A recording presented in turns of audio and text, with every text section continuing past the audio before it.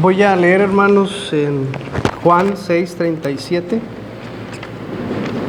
Juan 6:37.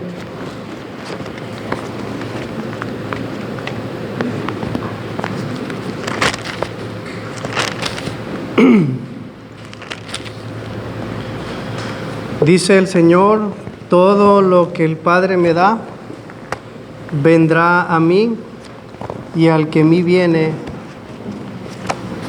no lo echo fuera.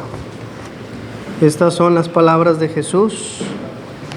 Todo aquel que le ha dado Dios el Padre a Cristo en su momento, en el tiempo de Dios, vendrá a Jesucristo a través de la fe. Pero, amados hermanos, la fe tiene un gran contenido de información. La fe contiene el conocimiento, el consejo de Dios necesario para ser salvos o necesarios para ir a Cristo. Pablo en Romanos 10 dice: la fe viene por el oír la palabra de Dios, el oír el conocimiento que nos puede llevar a la salvación. Y esto, hermanos, es prácticamente el título de este pequeño libro. La esencia, como decía el hermano, la esencia del conocimiento salvífico, o la suma del conocimiento salvífico, o el resumen del conocimiento para la salvación. Este libro, hermanos, que los hermanos Pastor Matul y la Iglesia de San Luis muy gentilmente nos enviaron para cada uno de nosotros, es una obra del siglo XVII.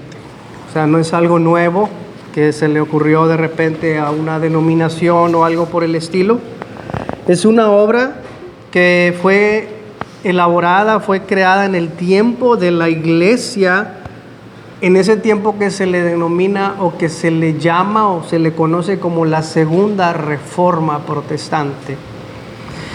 En la Segunda Reforma Protestante es conocido que en ese punto la Iglesia, hermanos, se encontraba en su mayor pureza, tanto doctrinal como práctica, y en cuanto a la adoración a Dios. En este periodo surgen precisamente nuestros estándares de fe, los bien conocidos, la Confesión de Fe de Westminster y nuestros catecismos.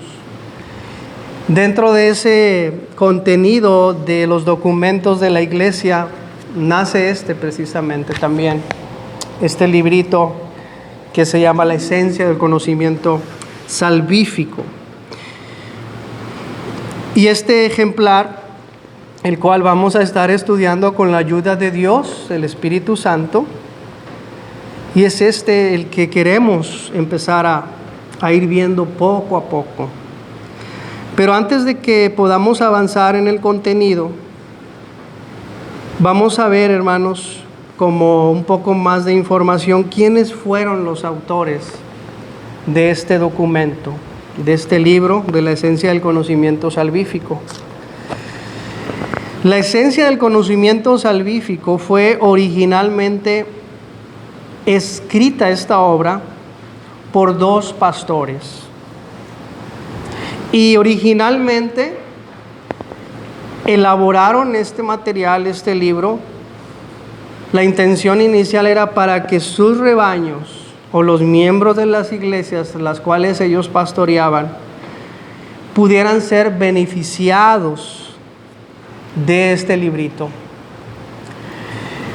¿Quiénes fueron estos dos pastores? Pues aquí lo tenemos: David Dickson y el famoso James Dorban. David Dickson fue ministro en Irvine, en Escocia, y estos dos pastores fueron los que elaboraron este documento. ¿Cómo es que surge esta obra? Como dijimos, el propósito era proveerle a la iglesia un documento que tuviera resumidas las verdades por las cuales un pecador puede ser salvado. Lo que ellos buscaban, hermanos, es que lo que enseñan los catecismos, catecismo mayor y catecismo menor, pudieran ser resumidos de una forma sencilla y clara, y que el pecador más normal, común y corriente, pudiera ser provisto del conocimiento para que él pudiera abrazar la fe y ser salvado por Jesucristo. En ese periodo, Dixon y Durban, según la historia, eran muy amigos. Había una amistad muy estrecha entre estas dos grandes lumbreras, como le llama la historia, de la iglesia en el siglo XVII. Y esta obra de la cual tenemos ahora nosotros, esta obra fue el resultado de largas conversaciones sobre temas piadosos y doctrinas fundamentales. Y de ahí, amados hermanos, es donde surge esta obra que se titula La esencia del conocimiento salvífico, o la suma del conocimiento salvífico.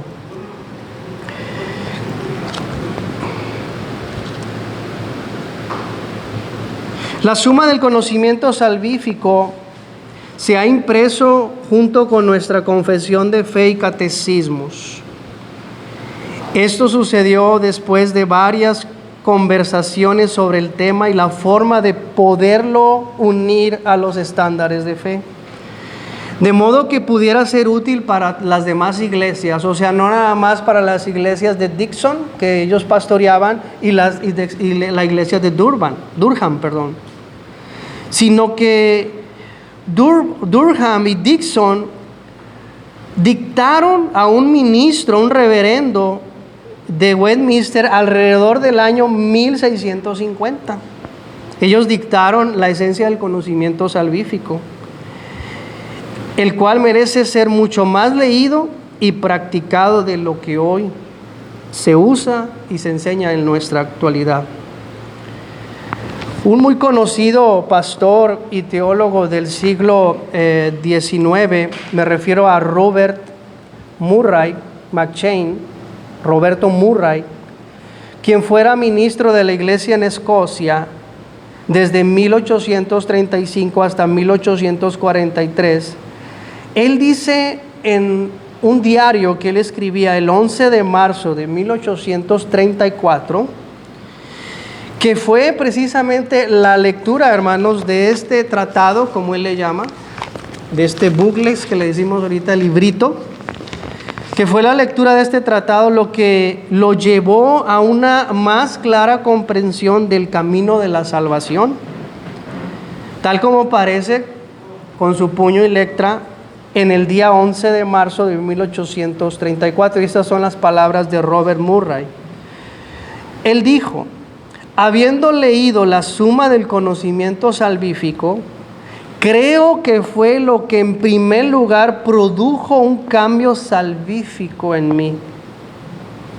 Y luego en forma de exclamación escribía: con cuánto gusto renovaría, o sea, lo volviera a leer, si ese cambio se pudiera efectuar para llevarme a mi santificación, o sea, a la perfección. Él lo menciona ahí. ¿Quiénes fueron Dixon y Durham? Como ya mencionamos, eran dos pastores, hermanos. Tanto Durham y Dixon eran dos pastores. Y el más conocido por su tiempo de que ministró y trabajó en los asuntos de la iglesia en Escocia fue David Dixon. David Dixon, o Dick como le conocían, nació en 1583 y murió en 1683, de una edad bastante larga. Él nació en Escocia, en Glasgow, alrededor del 1883 y se educó desde muy joven en la universidad, en donde gradúa de su maestría en teología. Dixon fue ordenado ministro en la parroquia de Irving para ser pastor ahí en el año de 1618. En 1643 fue designado junto a Alexander Henderson, otro ministro de la Palabra de Dios, y David Calderwood, para redactar otro estándar de fe, que lo mencionó el hermano Polo la vez pasada, el directorio para el culto público. Fue trabajo de Dixon y de otros dos teólogos que elaboraron el directorio para la adoración pública. En 1650 fue trasladado a la materia o la cátedra de teología en la Universidad de Edimburgo, donde pronunció un discurso de inauguración a la cátedra en latín. Él fue un erudito en latín y podía hablar el latín de una manera muy fluida, de tal manera que él pronuncia el discurso de inauguración de esta cátedra de teología en la universidad, lo hace en latín, que posteriormente fue traducido al inglés y bajo el nombre de La Victoria de la Verdad sobre el Error. Con el paso del tiempo, obviamente, su salud fue decayendo gradualmente y murió Dixon a principios de 1663. Y sus últimas palabras en su lecho de muerte, según la historia, fueron estas: he mirado a todas mis buenas obras y todas mis malas obras también, y todas las he arrojado como un montón delante del Señor, y he huido de ambas hacia Jesucristo, en el que tengo paz, dulce paz.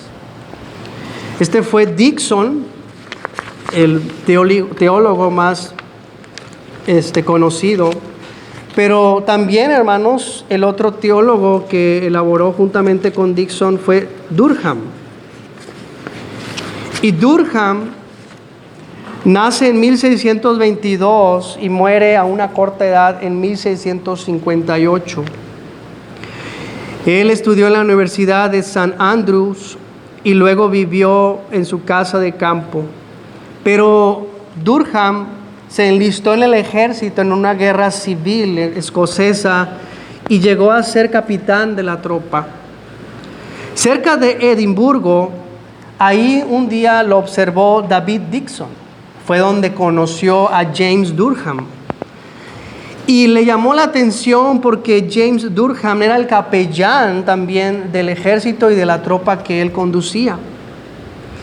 Y cuando Dixon lo observó, le llamó la atención la forma tan devota y humilde y los ruegos que hacía Durham a su Señor y Salvador Jesucristo.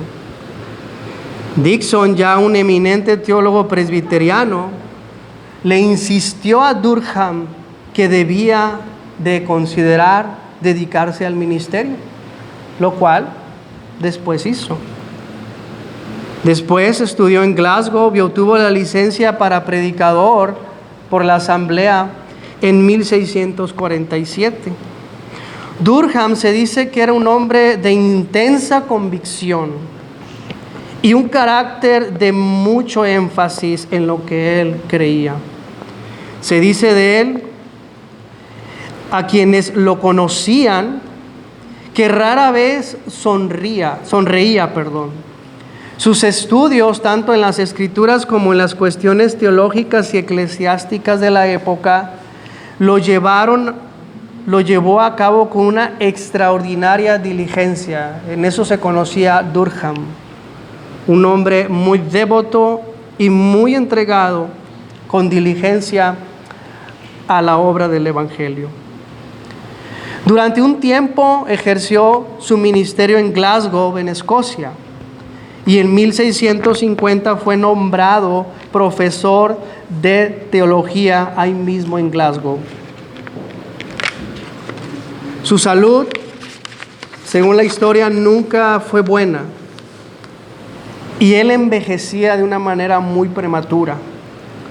En parte se dice que fue el efecto de su entrega laboriosa a la vida de estudio que él llevaba. Murió a la edad temprana de 36 años de edad, un 25 de junio de 1658.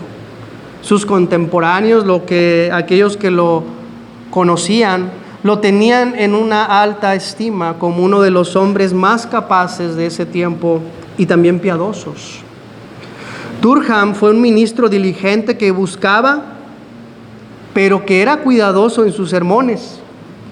Se reconocía por su eminente piedad y humildad. También fue capaz de resolver cuestiones de ese tiempo en cuanto a controversias eclesiásticas. Fue un ministro durante solo 11 años, hermanos, pero en ese tiempo dejó una cantidad considerable de escritos. Uno de estos es la Suma o la Esencia del Conocimiento Salvífico. Mientras exponía, se dice, el libro de Apocalipsis desde el púlpito, él dedicaba 2 días a la semana al ayuno y a la oración. Él trataba de buscar la ayuda divina para una correcta comprensión de su significado. Durham, al final de sus días, en el lecho de muerte, él expresa su confianza hacia el Señor Jesucristo de esta manera, diciendo estas palabras: por todo lo que he predicado y escrito, dijo, solo hay una escritura que puedo recordar o me atrevo a comprender. Al que a mí viene, no le echo fuera. Citando Juan 6:36. Él estaba en su agonía y se dice que no recordaba muchas cosas, pero algo él no olvidó. Las palabras de Cristo, que al que a mí viene, todo lo que el Padre me da, vendrá a mí, y al que a mí viene, yo no lo echo fuera. Así, hermanos, estos fueron los 2 hombres que por la gracia divina, la gracia de Dios, y por la comprensión y el intelecto que el Señor les dio, hermanos, es que podemos tener este ejemplar aquí con nosotros, y que es de mucha bendición, tal como lo fue también para Murray, de tal manera que él, al leer el conocimiento salvífico, la esencia del conocimiento salvífico, fue salvado al comprender de una manera clara y sencilla las palabras de este documento. Así, hermanos, entonces, que este pequeñito libro, la Suma del Conocimiento Salvífico, es una obra del siglo XVII. Y se puede decir o nombrarlo con estas otras palabras. Es un resumen de lo que necesitas saber para ser salvo.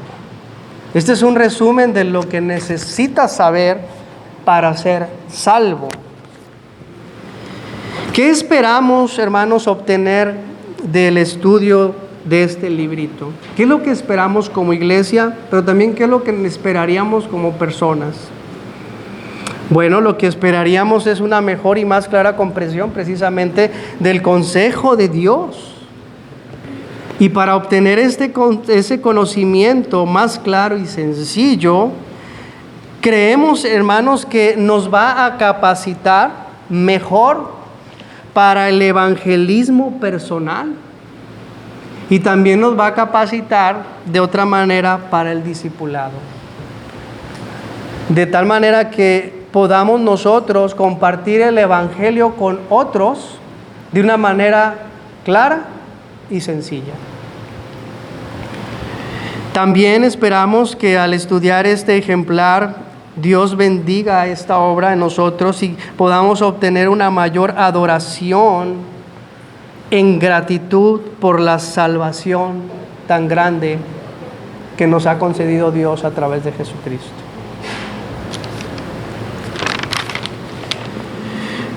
Ahora vamos a ver un poquito, hermanos, el contenido del libro. Vamos a verlo por encimita. El contenido del libro, si usted lo checó en su casa, este libro, hermanos, Contiene 4 capítulos principales. Y cada capítulo, ¿sí? El primer capítulo se llama La esencia del conocimiento salvífico.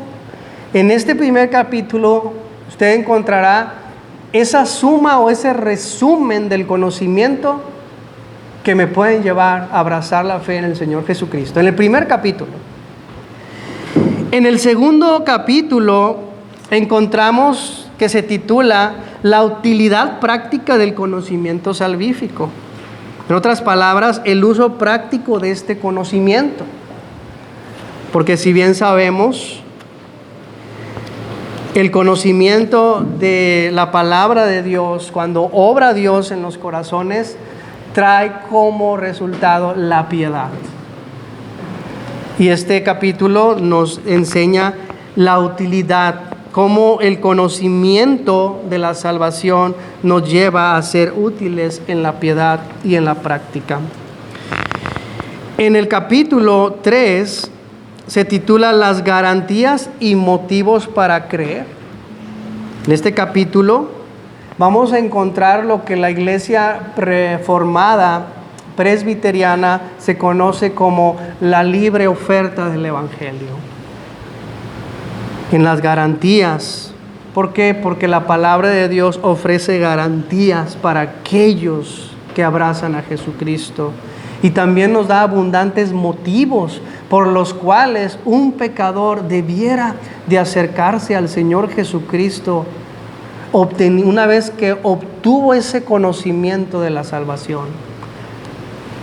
Hay un impulso que la misma palabra de Dios, a través del conocimiento que es generado por el Espíritu Santo, y nos impulsa dándonos garantías y grandes motivos para abrazar al Señor Jesucristo. Y también, amados hermanos, el último capítulo se refiere a las evidencias de la verdadera fe. En otras palabras, la verdadera fe y sus frutos. En aquellos que este conocimiento ha sido real y ha traído por la obra del Espíritu Santo, hay evidencias. De tal manera que nadie quede confundido si soy salvo o no soy salvo. La misma palabra y el mismo Espíritu nos da testimonio de que si somos hijos de Dios. Y esas pautas o esas evidencias no las da una denominación, no los da un grupo de personas o una persona en particular, mucho menos, sino la misma palabra de Dios nos da las evidencias de cuando Dios nos ha dado, para la gloria de su nombre, la salvación. Cada capítulo, si usted observa, hermanos, está dividido por secciones. Por ejemplo, el primer capítulo, que se titula La suma del conocimiento salvífico, contiene 4 secciones. Algunos le llaman a cada capítulo que acabo de leer, le llaman también doctrinas, y en sí son doctrinas. Contiene este libro, algunos dicen, 4 grandes doctrinas que están divididas en secciones, y las mismas secciones están también divididos. Por ejemplo, si usted observa en la página 9, usted encontrará que la primera sección dice: por naturaleza nuestra condición es desdichada al haber quebrantado el pacto de obra. Aquí hay una gran doctrina. ¿Sí? ¿Cuál es la condición del hombre después de haber pecado? Y dentro de esa primera sección encontramos 1.1, 1.2, 1.3, y así avanza hacia la otra sección. Y así es el libro, hermanos, está dividido por dentro.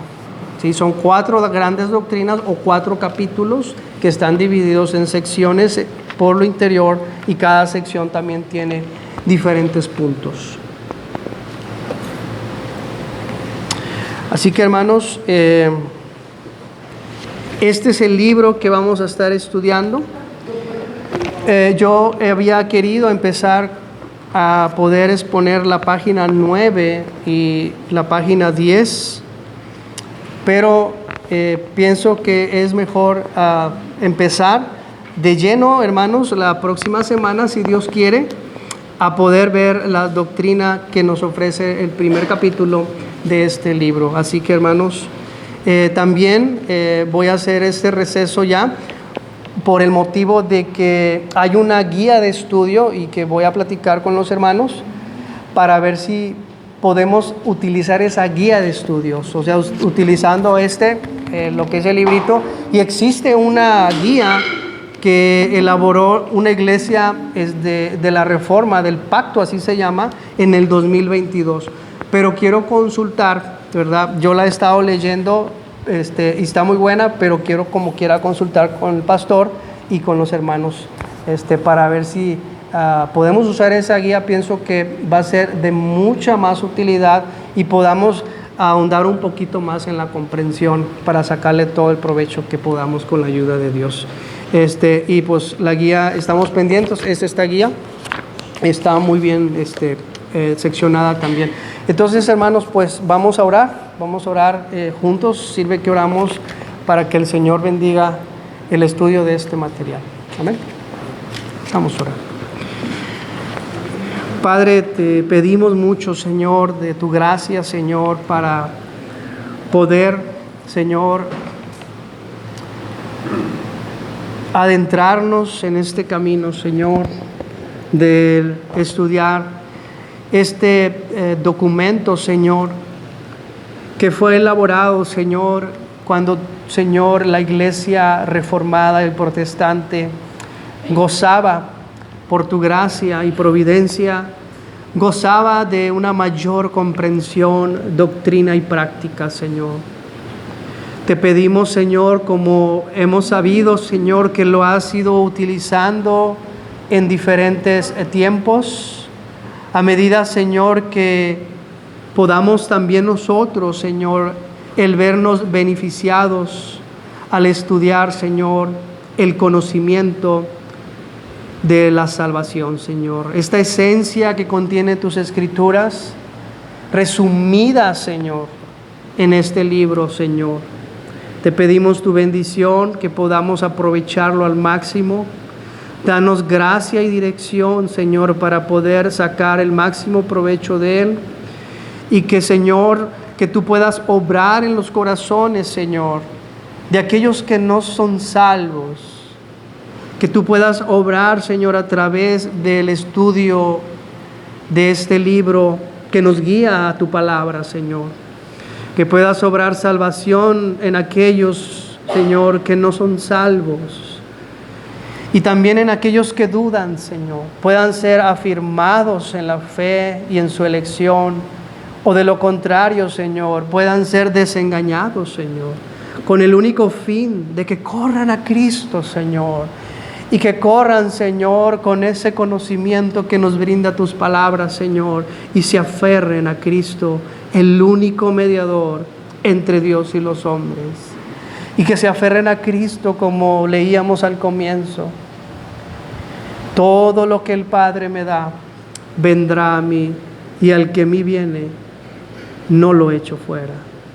Señor, te lo pedimos en el nombre de nuestro Señor Jesucristo. Y como cristianos, Señor, que por gracia hemos sido recibidos por medio de Cristo, que podamos, Señor, beneficiarnos de tal manera que podamos tener mayor comprensión y que podamos evangelizar a otros, podamos, Señor, compartir tu palabra de una manera más sencilla y más clara, Señor. Ayúdanos, Señor, en todo esto, te lo pedimos en el nombre de Cristo Jesús. Amén.